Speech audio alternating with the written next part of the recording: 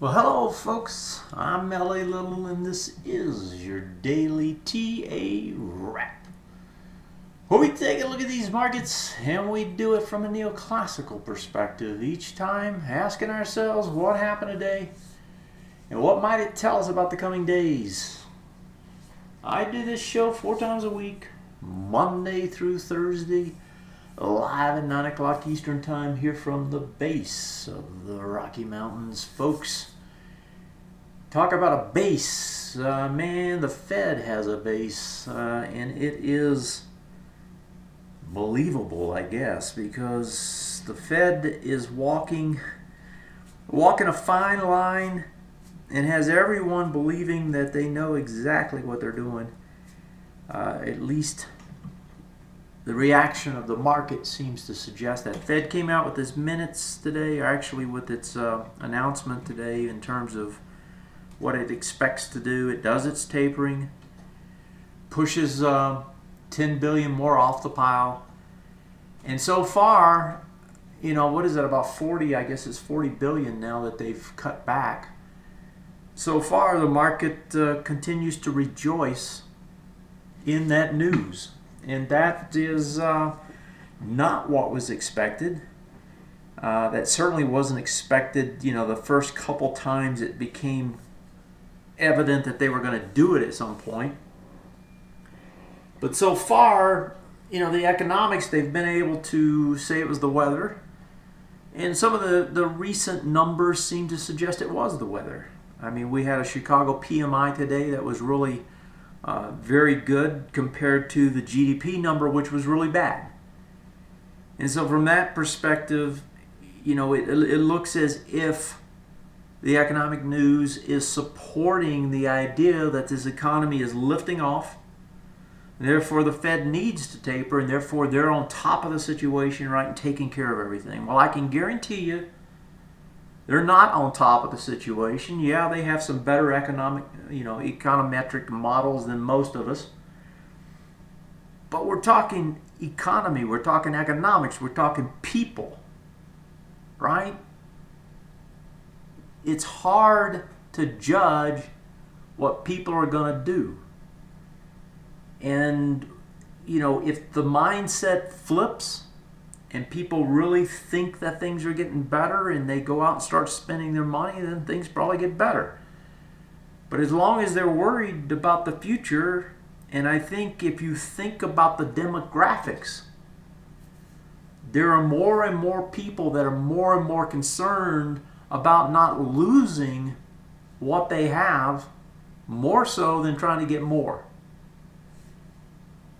And I think, and I've not seen this written anywhere or read it anywhere, you know, I'm just trying to think through it myself. You know, I'm that age, I'm a baby boomer. You know, if you're out there listening to me and you're a baby boomer, what are you worried about? Are you worried about making more money? Or are you worried about keeping what you got and trying to make a little bit more? I think there's a lot of people in that second boat. And I think that there's a lot of people, therefore, that are not willing to spend quite as freely as they used to. They've seen 2 big waves come and go, you know, in the markets. They've seen their wealth rise and then fall. They've seen their housing prices collapse on them. They've seen their stock market collapse on them. Folks, that's hard to get over. And that doesn't exactly make you want to run out and buy a bunch of stuff, even if it is 5 years ago. I mean, you know, that kind of a once-in-a-lifetime shakeup You know, they used to talk about the Depression and how those folks were quote unquote savers, right? And the new generation came in the 50s and 60s, all the spenders, and the old folks looked at them like, what are y'all, crazy? You know, you're going to spend the money you don't have? You know, the credit cards came about and all that stuff. Well, you've got a new generation of quote unquote savers in my mind. And those savers, you, me, and everyone else, we're not nearly as apt to open our pocketbooks and make expenditures that we don't really think we need. Because we've seen these things happen. We've seen those once-in-a-lifetime events that really kind of shake you to the ground. And I think that that is going to be a continuing problem along with the huge debt structure that's out there. All right, well, that took me a little while. I digressed a bit, but it was on my mind, so as usual, whatever's on my mind, I say. So let's switch our attention to the market. So unfortunately, I don't have updates tonight, and I'm gonna pop over to stock charts, use their charts in order to look at these markets. And not quite what you're normally, not quite what you normally see. I'm flipping over here to look at volume numbers. So today we did, let's see what the volumes were here. 2.4, we're going into 2.0, and the big bar. All right, so let me flip over. This is going to be kind of tricky to do all this. Let's try to make sense of this. So today, we had Fed meeting. They did grind it higher. They're trying to get over these highs, and you can see that they're getting there. Right? I'm gonna have a hard time keeping my charts up. Let me get this situated. Here we go. And they're getting there. So volume-wise, today's volume compared to, I'm going to have to do this a little differently tonight, so bear with me a second. There we go. Now I can get to them. All right, so volume-wise, you had a little bit more volume, less volume than off that bottom, and it's coming into this high, and it's got the volume. Okay, so let's talk about where we're at. And this is on one of the strongest of the two, right? We have a range. We've had a range. We're still in the range, just barely, okay? We're right at the top of that range. As a matter of fact, we're so close at this point, it's starting to look to me like we're going to go to the very top of the range.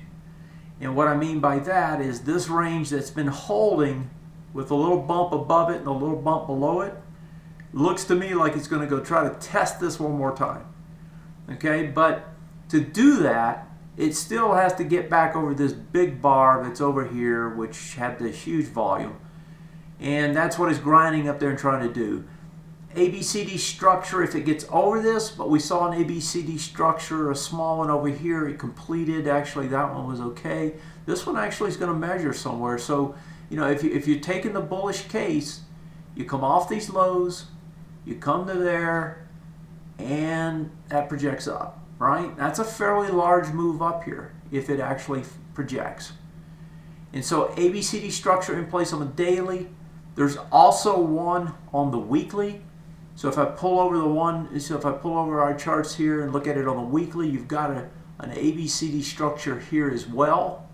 You can see it here, up to there, back down.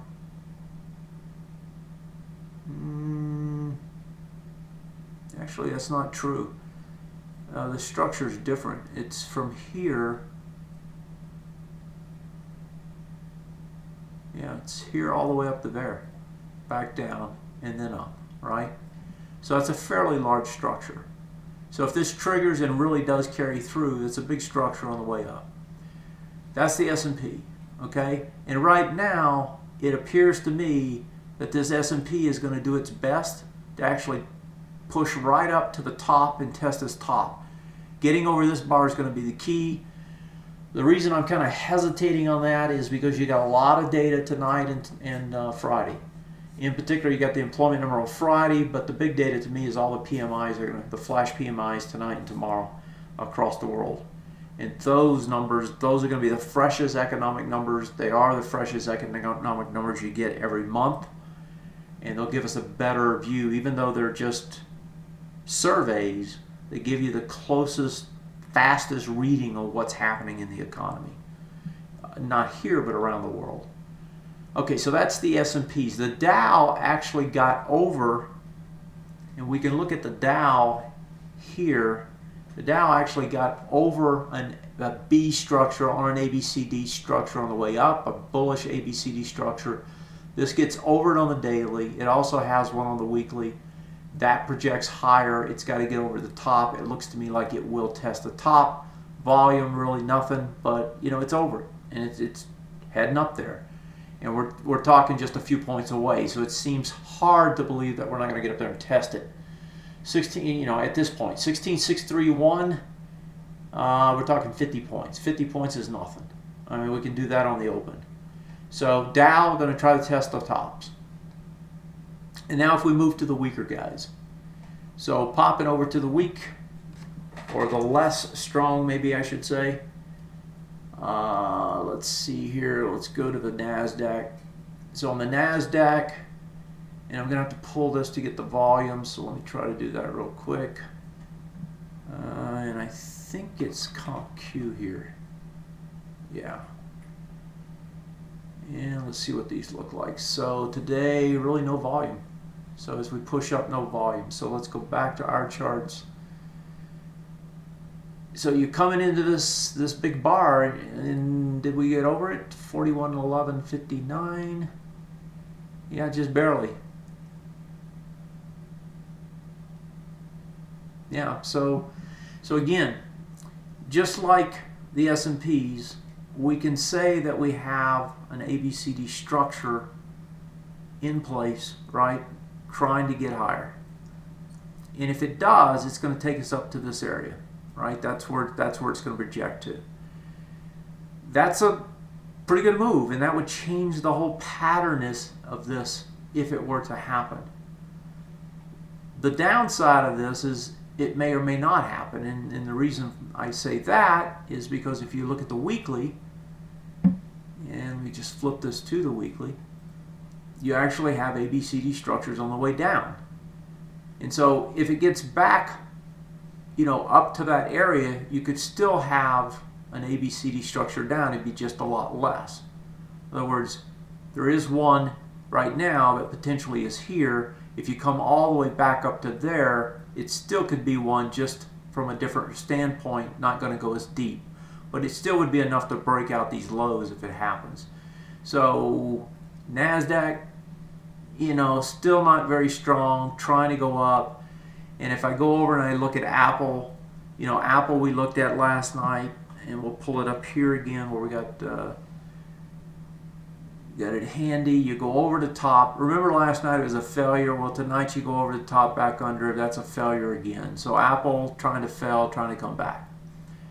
So with Apple trying to come back, that's going to make it difficult for the rest of this market to push higher, especially when the earnings keep hammering anyone that is on the wrong side of them. Last night, the major two were Twitter. Twitter, put it on a daily here. Twitter gets hammered last night, and you know, gaps down, breaks a swing point low, going back the other way. And eBay was the other one, the other big tech name that also got hammered. Volume experience, breaks two swing point lows, wants to go lower. And so tech still in the frying pan, so to speak. If we go to our Russell though, and our Russell has been the best read for a long time.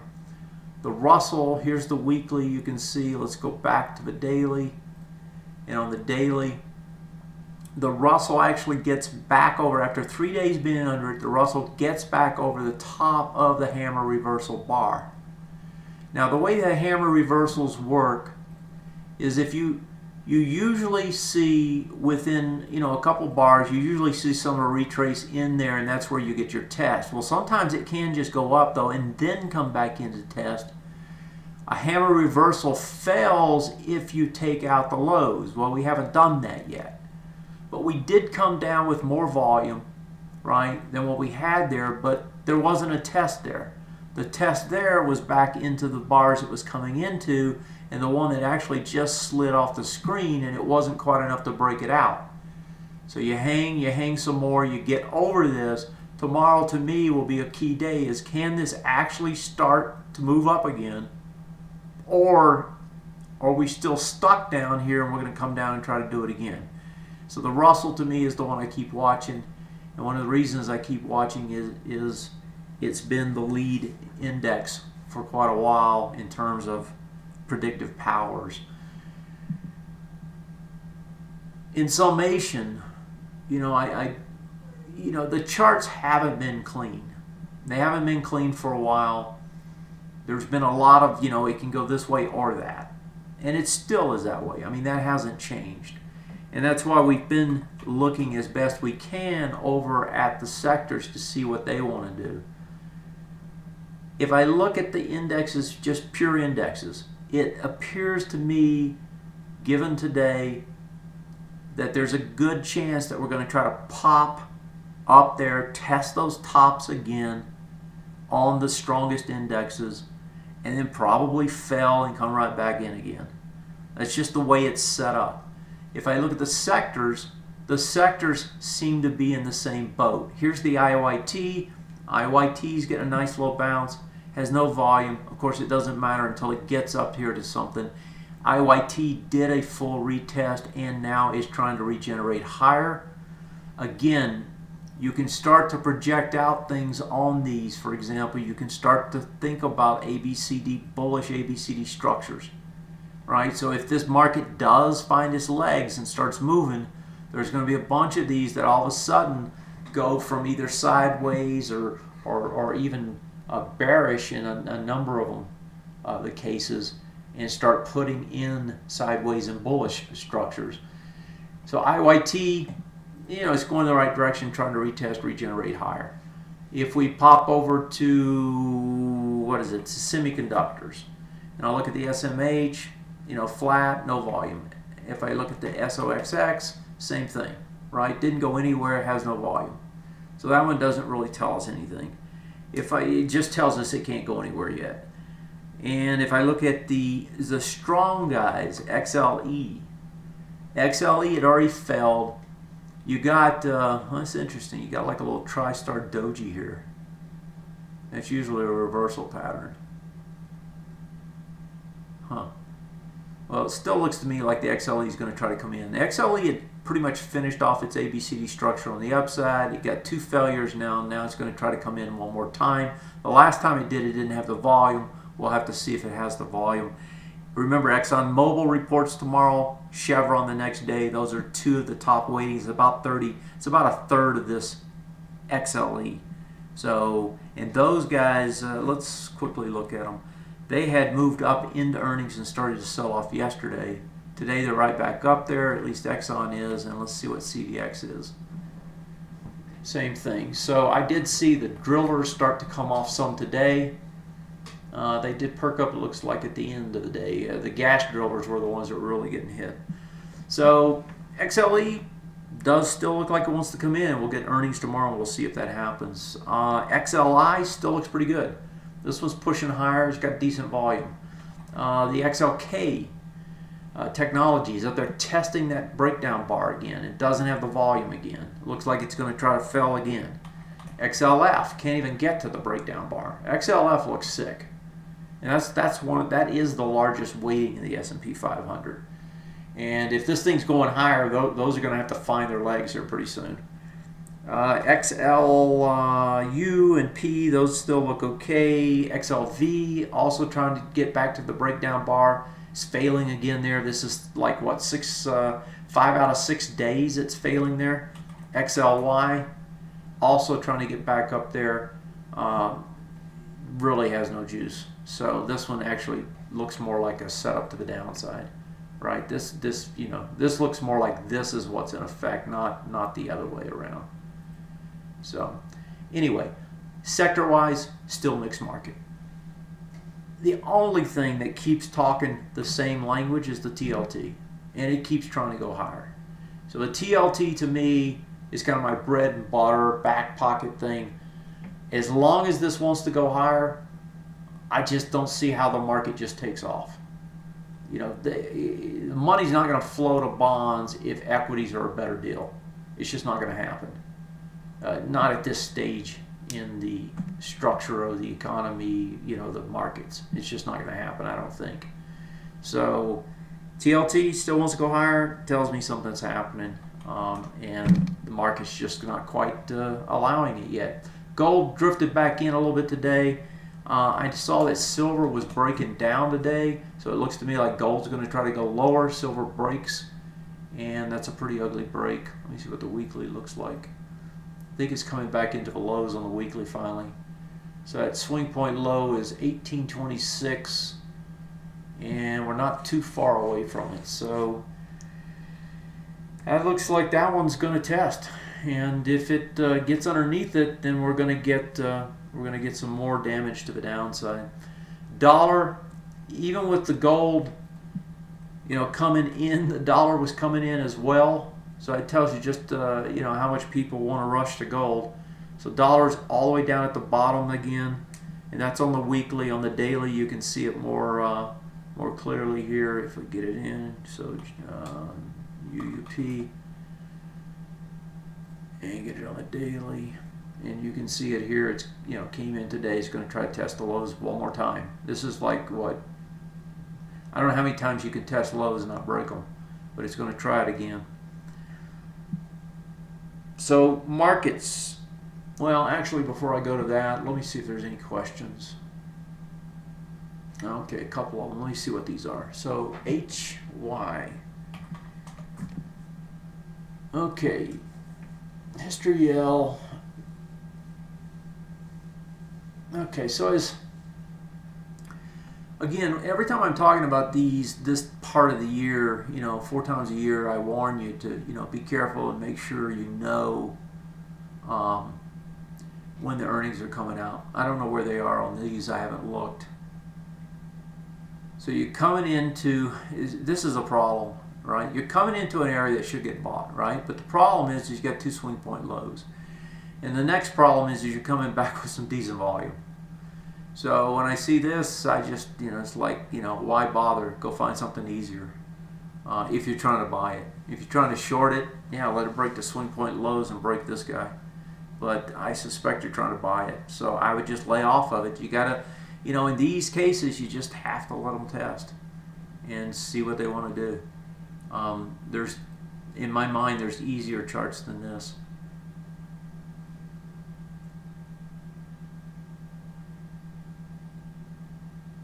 Yeah, I'd let it come in there.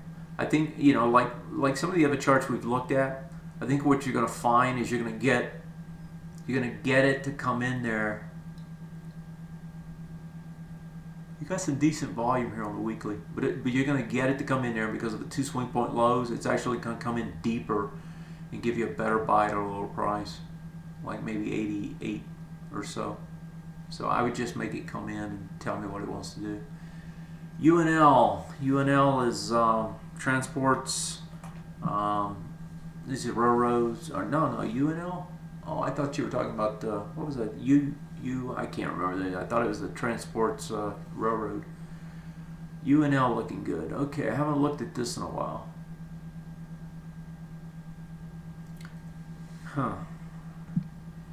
Let me see what the front month looks like. About the same. So I'm looking at the weekly. Let me pull it back or pull it in and look at the daily.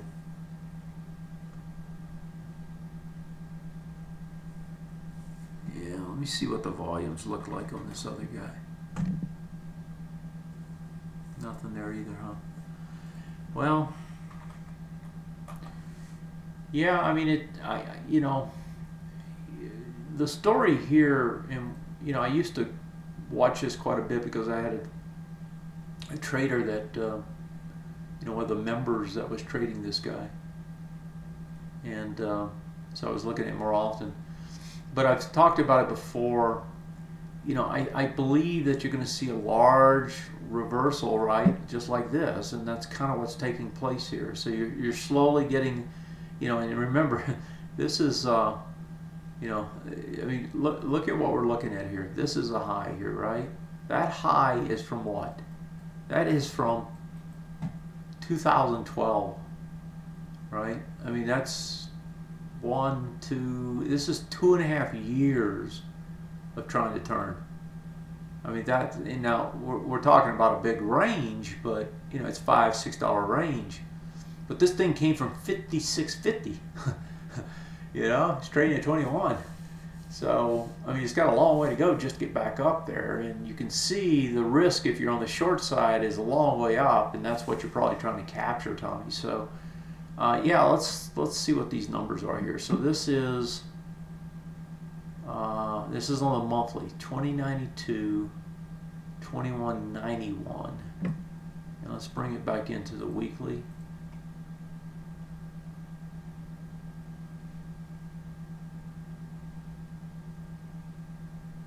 Yeah, this is starting to look interesting, because if this starts to break higher, it's going to be a good push. What I don't like is I don't like the fact that nobody's buying it, but you know, if it gets over this, it doesn't really matter. So it's only going to be one single swing point high here as it goes over it, so it's not that big a deal. But the bigger deal is on the monthly, and those are going to print actually they print today, don't they? So this is the close, 2120. Yeah, it's a break. Well, I think it's going to continue to trend higher, so you just have to wrap a strategy around that and try to trade it. That's the way it looks to me. Okay, so I'm about out of time. Tomorrow's Thursday. You know, it's going to be all about these PMI numbers that are flashing tonight and tomorrow, and how we open. And I was looking through the world markets. I don't have time to flip through charts with you, but Europe still looks the same. It's about as far as it looks like it wants to go. DAX is about to test a high. CAC couldn't move, which is what we expected. And the FTSE went up to those highs that we thought, and it's up there testing. Over in Asia, Hang Seng, the Chinese stocks, they all came down hard.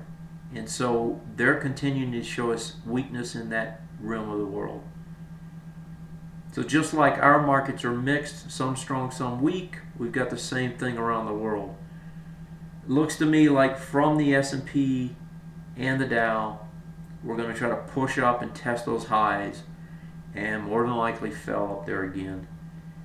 And more range, right? More range if that happens. And I'd be watching the Russell, and I'd watch the XLF. Those are probably the key ones tomorrow. All right. Let me see if I got any questions here I can quickly take. Not there and not there. Perfect. Okay. Well, I will. I'll catch up with you tomorrow. Members, I'll see you in the morning. And until then, have a great night. Thanks for joining me. Take care of yourself. Good night, folks.